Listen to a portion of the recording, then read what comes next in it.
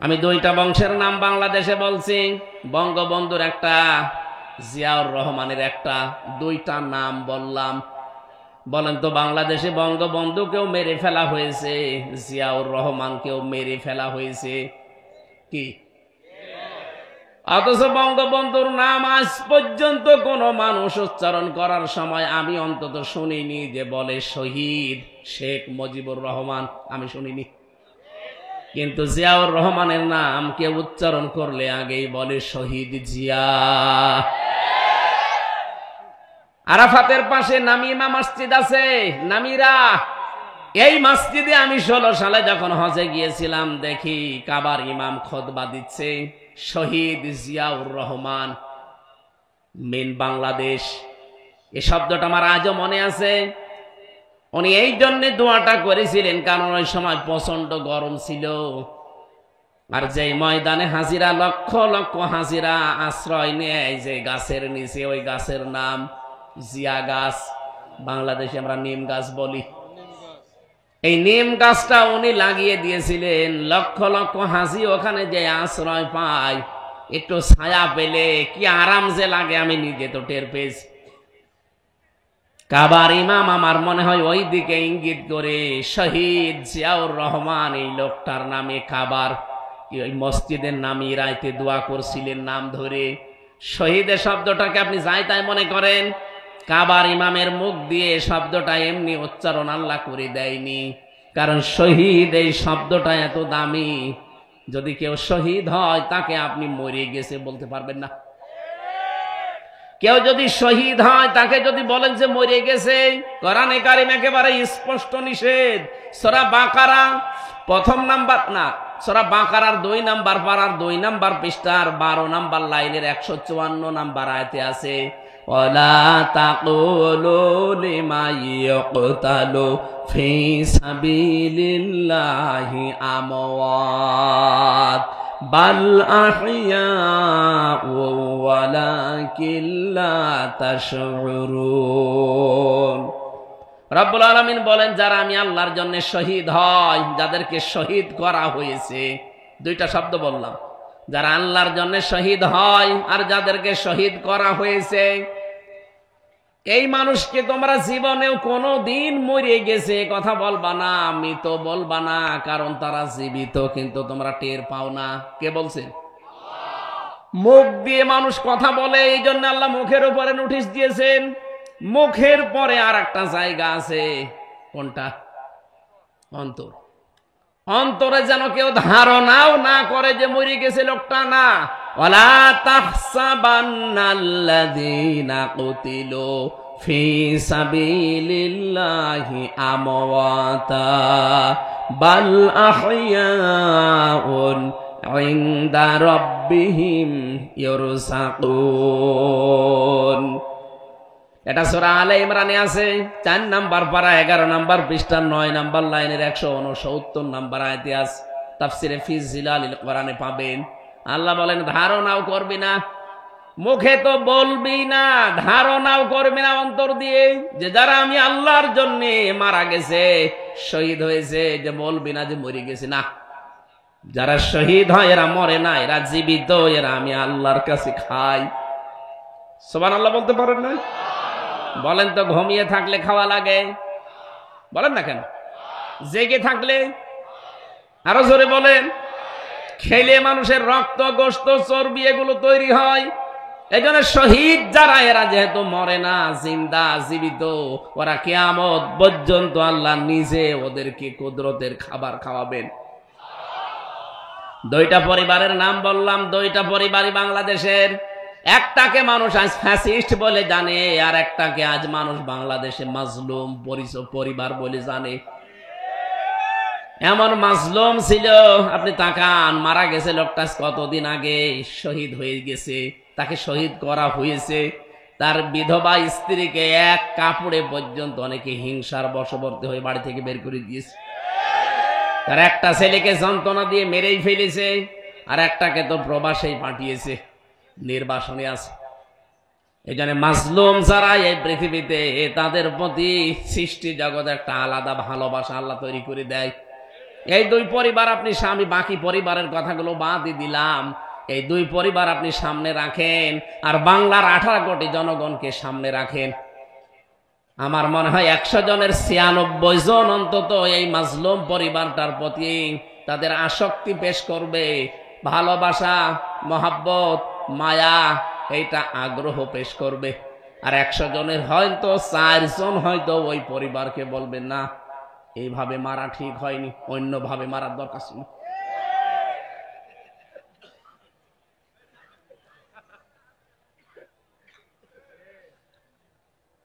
Major ডালিম আপনি দেখেননি কয়েকদিন আগে বলছে 2 জনকে আমরা বাঁচিয়ে রেখেছিলাম, এমনি বাঁচিয়ে রাখেনি, জনগণ যেন টের পায় যে কেন তাদেরকে মেরেছিলাম।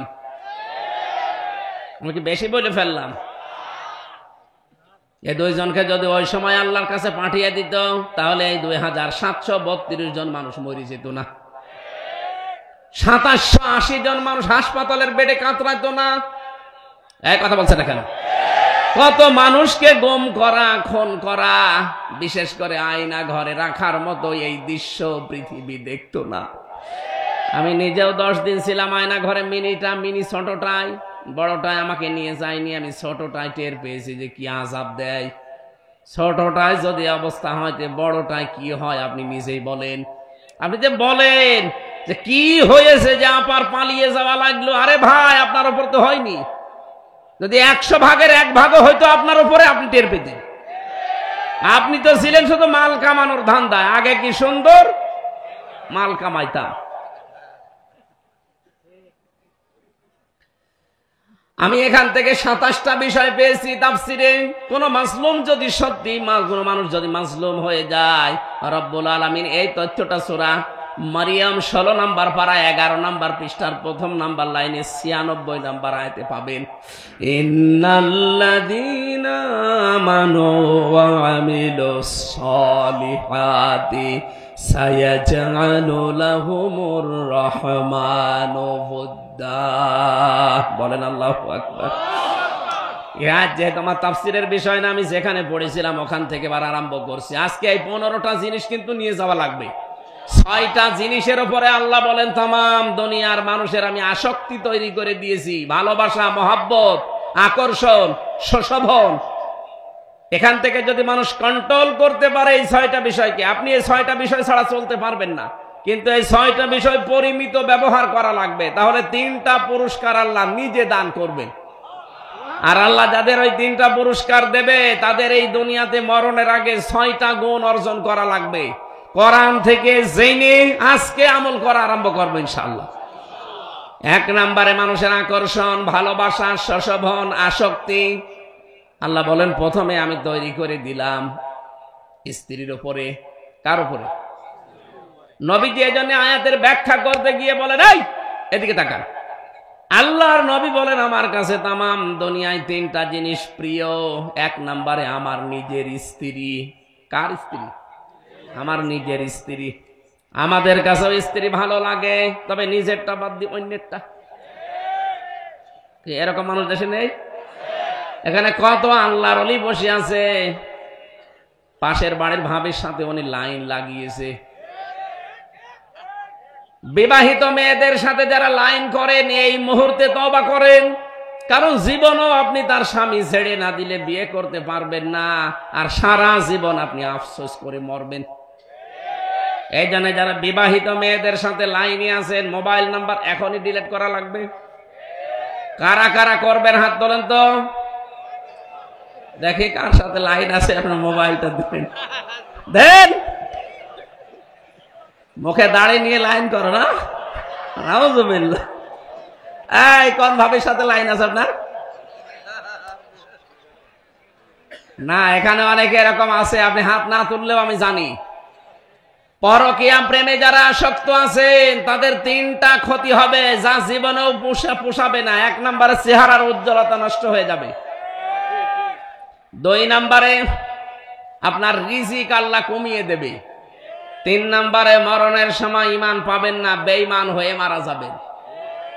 এরপরেও যদি কেউ পরকীয়া প্রেম বন্ধ না করেন, আপনি লিখে নিতে পারেন যে আপনি জাহান্নামের দিকে একেবারে 180 মাইল বেগে দৌড়াচ্ছেন। এটা ছেড়ে দেওয়া যায় না। এত আসতে বলছেন, তার মানে এই এলাকায় মনে হয় হচ্ছে। যারা আছেন, শয়তান কিন্তু খুব বেশি বেশি আপনাকে টার্গেটে নিয়েছে, কারণ ও জাহান্নামে নেওয়ার জন্য আর কোনো রাস্তা লাগবে না। যারা বিবাহিত মেয়েদের সাথে এই লাইন করে একবার কোনো অন্যায় কাজে জড়িয়ে পড়ে, তাদেরকে মেরে ফেলা ছাড়া তার শাস্তি নেই। শয়তান তো সাকসেস হবে ওই জায়গায়। এজন্য আমরা এক্ষুনি থেমে যাব। যারা এরকম লাইনে আছেন, আল্লাহকে ভয় করে এই মুহূর্তে নাম্বারগুলো ডিলিট করে দিন। যত নাম্বারে কল দিক ওই মহিলা, না আমি আর ধরবো না। রাজি আছেন আপনারা? যারা যারা রাজি আছেন তারা হাত তোলেন। তোলেন না কেন, অসুবিধা নেই, তোলেন। হ্যাঁ, আলহামদুলিল্লাহ, এলাকায় যাক, আলহামদুলিল্লাহ চলছে এই কাজ। নবীজি জানিয়েছিলেন, আমার কাছে আমার স্ত্রী ভালো লাগে। হ্যাঁ, আমার স্ত্রী ভালো লাগার পেছনে কারণও ছিল। হযরতে উম্মে সালমা রাদিয়াল্লাহু তাআলা আনহা বলেন, আমার স্বামী যখন বাইরে থেকে আসবে একটু সংবাদ পেয়েছি, তাড়াতাড়ি করে নিজের শরীরকে পরিষ্কার করলাম, পবিত্র করলাম। নিজের বিছানার চাদর তুলে ফেলে ময়লাটা পরিষ্কার চাদর বিছালাম। আশপাশের মেয়ে লোকরা এসে বলছে, কি সালমা, কে আসবে এত আজকে, এত সাজগোজ, এত সুন্দর কাপড় চোপড়? হযরতে সালমা বলেন, পৃথিবীর শ্রেষ্ঠ মেহমান আমার স্বামী আসবে। নবীজি এই কারণেই বলেছেন আমার স্ত্রী আমার কাছে ভালো লাগে। অথচ আজ বাংলাদেশে বহু স্ত্রী আছে, ওরা যদি সাজগোজ করে, ও ঘর বাড়ি সাজায় আপনার জন্য না। যদি জিজ্ঞাসা করে, কি গো আজকে এত নতুন কাপড়, বলে বোঝো না, লোক আসবে। তার মানে আপনি ওর কাছে লোকই না, ওর কাছে লোক হচ্ছে ওর বিয়াই। বলে মেয়েরা, আমি এখান থেকে এই মাসলাটা বলছি, স্বামী যখন বাইরে থেকে আসবে, ইদা নাজারা ইলাইহা সাররাতুহু, হাদিস তিরমিজি শরীফ। নবীজি বলেন, মেয়েদের নেককার হওয়ার প্রথম গুণ এইটা, স্বামী বাইরে থেকে আসলে শত কাজ আছে সব বাদ দিয়ে স্বামীকে সালাম দিয়ে এমন একটা ব্যবহার আচার, এমন একটা ভয় ধরবেন, এমন একটা সাজগোজ দেখাবেন, এমন একটা ব্যবহার আচার তার সামনে কথাবার্তা বলবেন, সে যেন আপনার আচরণে খুশি হয়ে যায়। এরকম মহিলা এখন 100 জনের 98 জন না, 102 জনও পাওয়া যাবে না। এই কারণে আমার মনে হয় পরকীয়া প্রেম বাড়তেছে। ওরা বাইরে থেকে এসে স্ত্রীর কাছে রেসপন্স পায় না, যেটা পাওয়া দরকার ওইটা পায় না, তখন ও লাইন করে। কথা বলেন ঠিক কিনা? এটা একটু জোরে বলেন, ওরা শুনুক। মেয়েরা এসেছে, সম্মানিতা মা বোনেরা, ভালো করে শোনেন। শুধু নামাজ পড়া, রোজা রাখা আর কালো বোরকা পরাই ইবাদত না। স্বামী বাইরে থেকে আসলে আপনার ইবাদত, দুনিয়ার সব কাজ বাদ। স্বামীকে সময় দেওয়া লাগবে, এইটাই আপনার ইবাদত। হযরতে খাদিজার জীবনী পড়েছি, পুরা জীবনে খাদিজা এক ওয়াক্ত নামাজ পড়েনি।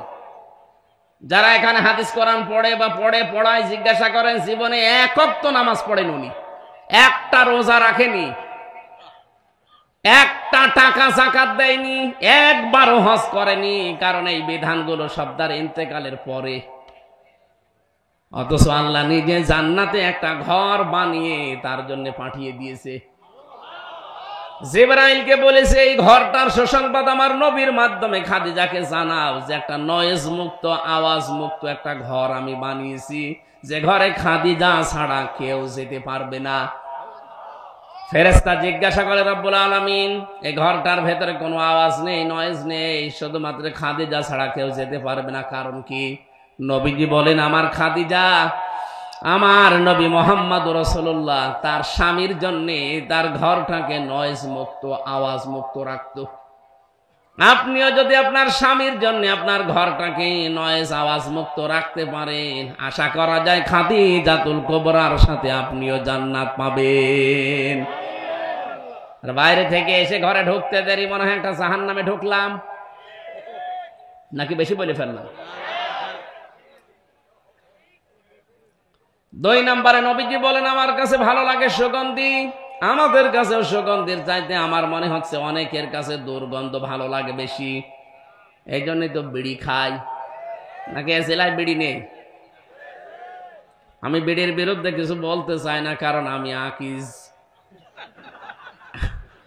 আকিজ গ্রুপে চাকরি করি, বেশি বললে চাকরি চলে যাবে।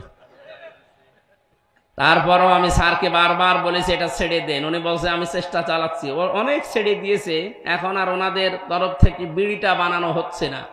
ওইটা আমেরিকার টোবাকোর কাছে প্রায় কত হাজার কোটি টাকা দিয়ে বিক্রি করে এখন জিনিস বানায় খাবারের।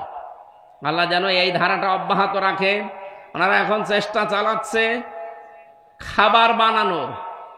বিড়ি যারা খান, হয়তো আপনাদের এলাকায় তো তৈরি হয় না, এগুলো তৈরি হয় কুষ্টিয়া, চুয়াডাঙ্গা, যশোরে।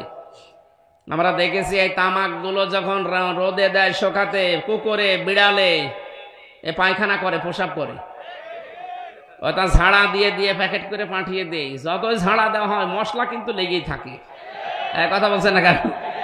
আপনি যে শোক টান দিচ্ছেন, জিনিস কিন্তু ভালো না।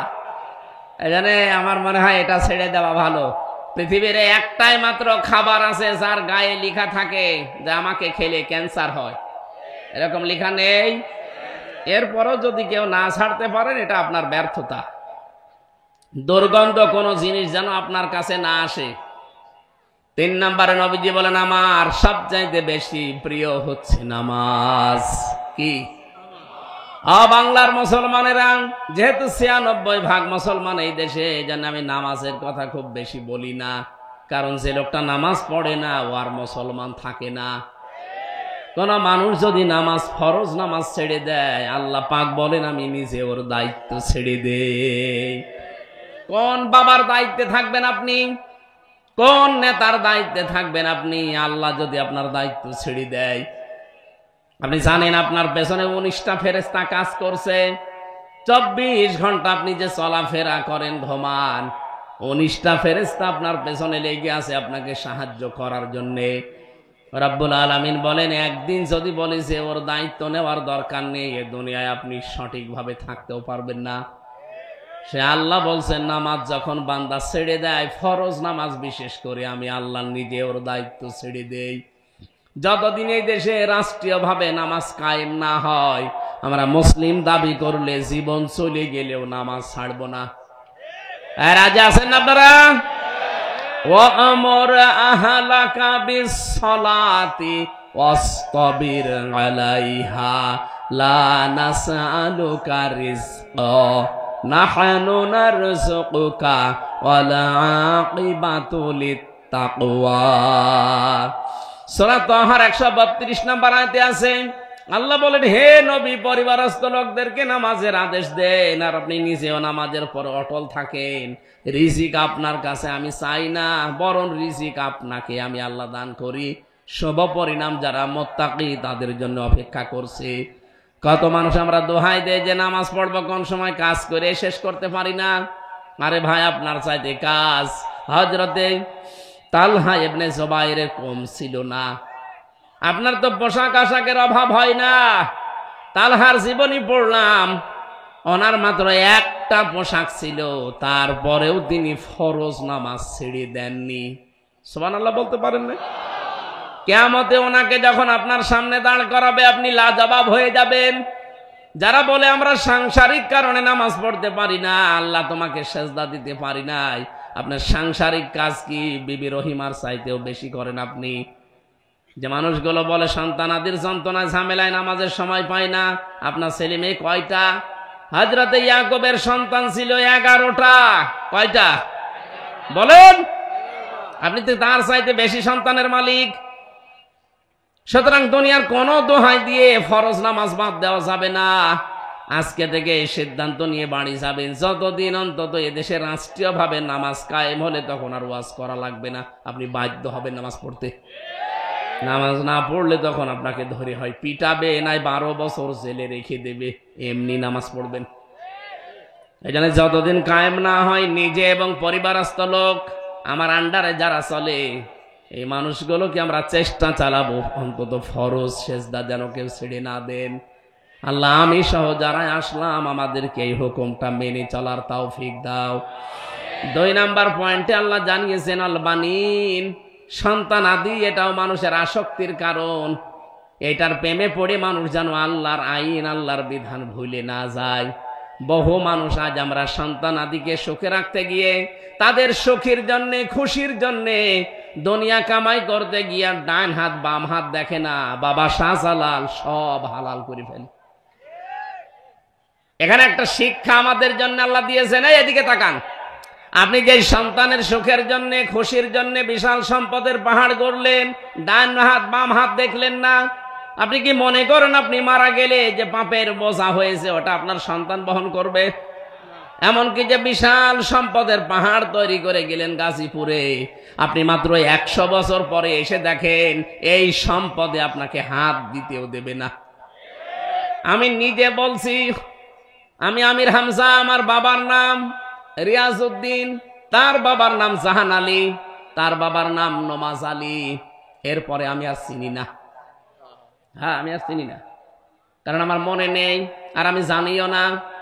মাত্র 61 বছর আগেই নমাজ আলী লোকটা মরে গেছে। তার বাবা খুব বেশি হলেও না, আরো 50 বছর আগে মরেছে।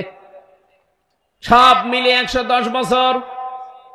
বলেন তো, 110 বছর আগে যেই লোকটা মারা গেছে, এই নমাজ আলীর বাবা যদি এখন কুষ্টিয়ায় এসে বলে এই কুষ্টিয়ার এই 2 তলা বাড়ি আমার, এই ভিটা আমার, ওর দাঁত মুখ খুলে ফেলবো না আমি।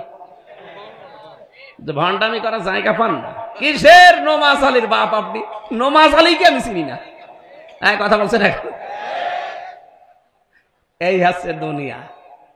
আল্লাহ বলেন এইটা দুনিয়া, তুই 50 বছরে 100 বছর পরে এই গাজীপুরে এসে দেখ তোরে ঢুকতে দেয় কিনা।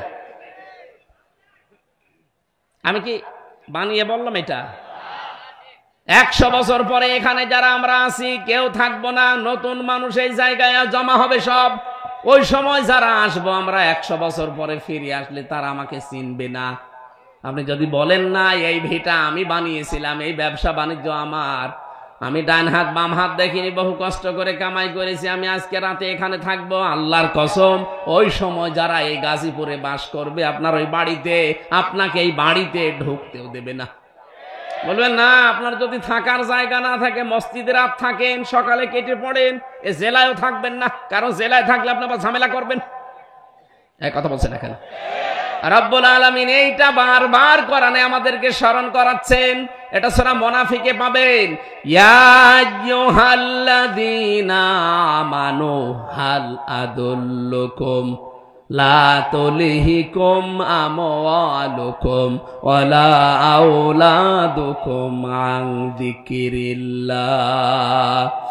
ওহে যারা ঈমানের দাবি করো তাদেরকে খুব ভালোবেসে বলছি, তোমাদের সন্তানাদি, তোমাদের সম্পদাদি এগুলো যেন আল্লাহর আইন থেকে, আল্লাহর জিকির থেকে তোমাদেরকে গাফেল করে না ফেলে।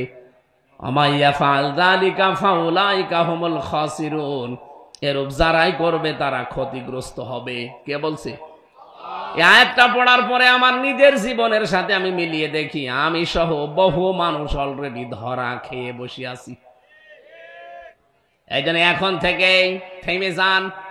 আপনার স্ত্রী, আপনার সন্তান এগুলো সব আকর্ষণীয় করে আল্লাহ পরীক্ষা স্বরূপ পাঠিয়েছে আপনার সামনে। আল কানাতিরিল মুকান্তরাতি, পঞ্জীভূত সোনা, পঞ্জীভূত রূপা, এগুলো মানুষের আকর্ষণের বস্তু। আপনাকে এগুলো উপায় করতে, এক জায়গায় করতে নিষেধ না, কিন্তু এর হক আপনাকে আদায় করা লাগবে। রব্বুল আলামিন বলেন, আল খাইলিল মুসাব্বামা, যানবাহন হিসাবে ঘোড়ার নাম যদিও এখানে আছে, শুধু ঘোড়া না, যত সুন্দর সুন্দর বাহন আছে, বাহনের প্রতি আল্লাহ মানুষের আকর্ষণ তৈরি করে দিয়েছেন। আল আনআম, গবাদি পশু পাখি, আল হার্স, জমি জায়গা, ক্ষেত খামার। কিছু মানুষের নেশায় শুধু জমি কেনা, বৈধ হোক অবৈধ ওগুলো দেখা দেখি নেই, শুধু জমি। এই যে আকর্ষণ মানুষের তৈরি করে দিয়েছে। আরে ভাই, জমি কেনা নিষেধ না, তো কিনতে কিনতে এমন কিনা ঠিক না যে আপনার একাই 1060 বিঘা হয়ে যাবে। এই বাংলাদেশে আমি একজনের পেয়েছি, একাই জমি কিনেছে, এই 5.5 বছর এমপি ছিল, শেষের টার্মে, শেষের দিকে এসে 3 বছর না 2 বছর না 7-8 দিন না কতদিন সময় পেয়েছিল, আর ওইদিকে 5 বছর। ওই বড়গুনার ওই লাইনে, পটুয়াখালী বড়গুনা, 1060 বিঘা জমির মালিক একটা লোক। অথচ নির্বাচনের সময় যে জমা দিয়েছে ওই সময় তার মাত্র 7 বিঘা জমি ছিল। সব তো ফেরেশতারা 5 বছরে তারা দিয়ে গেছে। কি করবেন এই জমি নিয়ে আপনি? এত জমি কি হবে আপনার? দুনিয়া চলতে যতটুকু লাগে ওর বেশি বাড়বেন না, দুনিয়া চলতে যতটুকু লাগে ওর কমে গেলে আপনার আবার ঈমান টিকিয়ে রাখা কঠিন হবে। এই যে জামাটা, এর হাতা ঠিক আছে না? কথা বলে না কেন? এটা যদি আমি এই পর্যন্ত দেই, মানুষ বলবে এর তার কাটা। আর এটা যদি এইভাবে এই পর্যন্ত রাখি, মানুষ বলবে তাও তার কাটা। এই জন্য জামাটা ঠিক আছে, দুনিয়াও ঠিক এইভাবে চলা লাগবে, যতটুকু না হলে না ততটুকু, বেশিও করা যাবে না, কম করলে আপনি ঈমান রাখতে পারবেন না। তখন আবার এই আকাশের চাঁদ দেখেই মনে হবে এইটাই মনে হয় রুটি। রব্বুল আলামিন বলেন, এই যে 6টা জিনিসের নাম তোমাদের সামনে বললাম, এগুলো কিন্তু সব ভোগের বস্তু। যালিকা মাতাউল হায়াতিদ দুনিয়া। এগুলো কিসের বস্তু? এগুলো সব ভোগের বস্তু। আল্লাহু ইনদাহু হুসনুল মাআব। আমি আল্লাহর কাছে এর চাইতে উত্তম জিনিস আছে। কি জিনিস আছে আমি কি তোমাদেরকে শোনাবো এবার? কুল আউনাব্বিয়ুকুম বিখাইরিম মিন যালিকুম লিল্লাযীনা তাকাউ ইনদা রাব্বিহিম।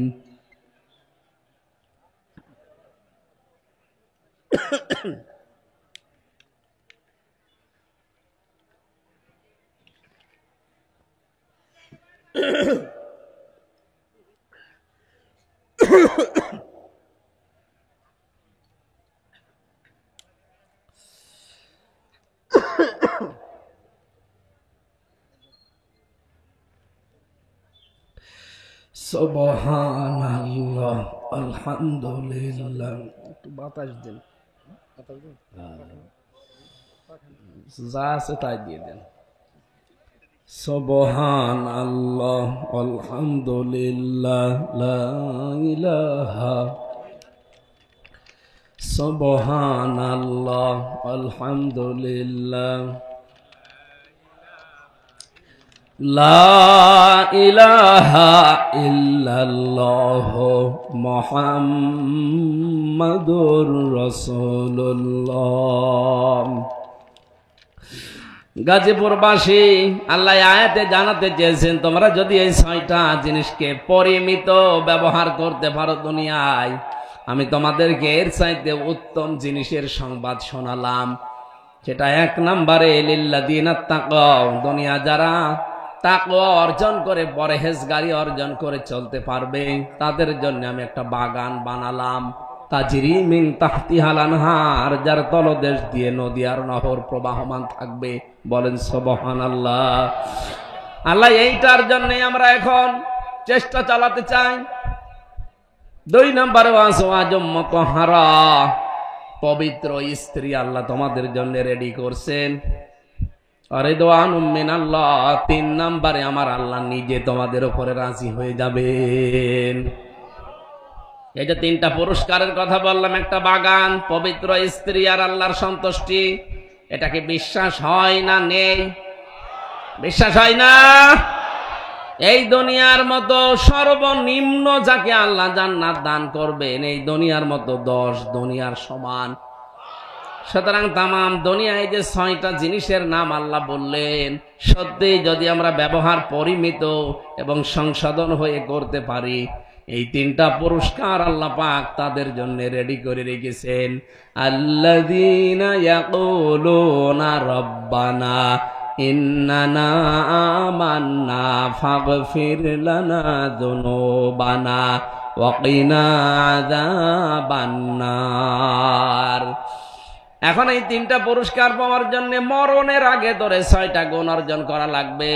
1 নম্বরে সব সময় বলবে, রব্বুল আলামিন তুমি আমাকে ক্ষমা করে দাও। এটা আমাদের জীবনে আছে? নেই। নবীজি নিষ্পাপ ছিলেন, আগে পেছনের সব কিছু তার মাপ ছিল, তারপরও প্রতিদিন তিনি 100 বার করে ক্ষমা চাইতেন আল্লাহর কাছে। আপনি 24 ঘন্টায় কয়বার চেয়েছেন? এই জন্য আমি সহ যারা এখানে আছি, দুশ্চিন্তা, এই যে শব্দটা বললাম, কি চিন্তা, এটা কম বেশি আমাদের আছে না নেই? এটা থেকে মুক্ত হওয়ার জন্য একটা আমল 24 ঘন্টার যখনই সময় পাবেন, মনে আসলেই পড়বেন আস্তাগফিরুল্লাহ, আস্তাগফিরুল্লাহ। আমার আল্লাহ বলেন এইটার জন্য আমি তো দুশ্চিন্তা দূর করব। হযরত নূহ আলাইহিস সালামকে জামানার লোকেরা জিজ্ঞাসা করেছিল, আল্লাহর নবী নূহ, আমরা দুনিয়ার সম্পদ চাই। কেউ বলেছে আমি সন্তান চাই, কেউ বলেছে আমি বাগান চাই, কেউ বলেছে আমি বৃষ্টি চাই। হযরত নূহ এই 4 প্রকার মানুষকেই বললেন তোমরা পড়ো আস্তাগফিরুল্লাহ। তার খাদেম যিনি ছিলেন জিজ্ঞাসা করছেন, আল্লাহর নবী 4 প্রকার লোক আসলো আপনার কাছে, 4টা জিনিস চাইলো, আর আপনি সবাইকে বললেন যে আস্তাগফিরুল্লাহ। এ তো সব রোগের এক ঔষধ হয়ে গেল। আল্লাহ রাব্বুল আলামিন হযরত নূহ আলাইহিস সালামকে তিনি ওই সময় জানিয়েছিলেন, নূহ তোমার উম্মতদেরকে জানিয়ে দাও, ফাকুল তুস্তাগফিরু রাব্বাকুম ইন্নাহু কানা গাফফারা ইউরসিলিস সামাআ আলাইকুম মিদরারা ওয়া ইউমদিদকুম বিআমওয়ালিন ওয়া বানিনা ওয়া ইয়াজআল লাকুম জান্নাতিন ওয়া ইয়াজআল লাকুম আনহারা। এখানে 4 প্রকার জিনিসের নাম আছে। আস্তাগফিরুল্লাহ পড়ার উপকার, এই জন্য এই আমলটা নারী হোক পুরুষ হোক, পাক থাকেন নাপাক থাকেন, অন্য কোন শব্দ যদি জিকির করা নাও চাই, এই শব্দটা জারি রাখবেন মুখে, আস্তাগফিরুল্লাহ আস্তাগফিরুল্লাহ। অফিসে বসে আছেন, মনে মনে পড়েন, জোরে জোরে পড়েন, যেভাবেই পড়বেন আস্তাগফিরুল্লাহ। আল্লাহ সব চাইতে বেশি এই শব্দটাই খুশি হন, বলেন সুবহানাল্লাহ। 2 নম্বরে বলা লাগবে ওয়াকিনা আযাবান্নার, আল্লাহ তুমি আমাদেরকে জাহান্নামের আগুনে দিও না। দুনিয়ায় থাকতে আগে তুই নিজেকে পবিত্র এবং মুক্ত করে যা, যেন জাহান্নামে যাওয়া না লাগে। 3 নম্বরে সাবিরিনা, ধৈর্যশীল হওয়া লাগবে। 4 নম্বরে সাদিকিনা, সত্যবাদী হওয়া লাগবে। 5 নম্বরে ওয়াল কানিতিনা, আনুগত্যশীল হওয়া লাগবে আল্লাহ রাসূলের প্রতি। ওয়াল মুনফিকিনা ওয়াল মুস্তাগফিরিনা বিল আসহার, সাধ্যমতো খরচ করা লাগবে যতদিন আপনার এই চোখ নড়ে, তার মানে বেঁচে আছেন। এবং শেষ রাতে ধর্ণা দেওয়া লাগবে আল্লাহর কাছে। আমি সহ যারা আসলাম এই 6টা গুণ এখন থেকে অর্জন করার জন্য আমরা লেগে পড়ি যতদিন মরণ না আসে। তো এই 6টা জিনিস সামনে থাকবে আসক্তি হিসাবে তামাম দুনিয়ার ভেতরে। এখান থেকে কন্ট্রোল করে যদি পরিমিত ব্যবহার করতে পারি, 3টা পুরস্কারের ঘোষণা আল্লাহ দিয়েছেন। মরণের আগে অন্তত এই 6টা কাজ আমরা যেন আঞ্জাম দিতেই পারি। 6 6 12 আর 3 15। আপনি সূরা আলে ইমরান 14 15 16 17 4টা আয়াত আরো বিস্তারিত তাফসীর পড়ে দেখবেন, আরো আপনার জ্ঞান এবং আমল বৃদ্ধি হবে ইনশাআল্লাহ। আমি জেলখানায় 3টা বছর অসুস্থ হয়ে পড়েছি। ওখানে মানবিক, বিশেষ করে পারিবারিক জীবন নিয়ে বই লিখেছিলাম। পারিবারিক জীবনে দাম্পত্য কলহ কেন হয় এবং তার সমাধান কিভাবে করা লাগে। এখানে আমার যে গাড়িটা ছিল, গাড়িতে পাওয়া যাবে। যদি গাড়ি কোনো জায়গায় চলে যায়, ওই যে ওখানে আছে।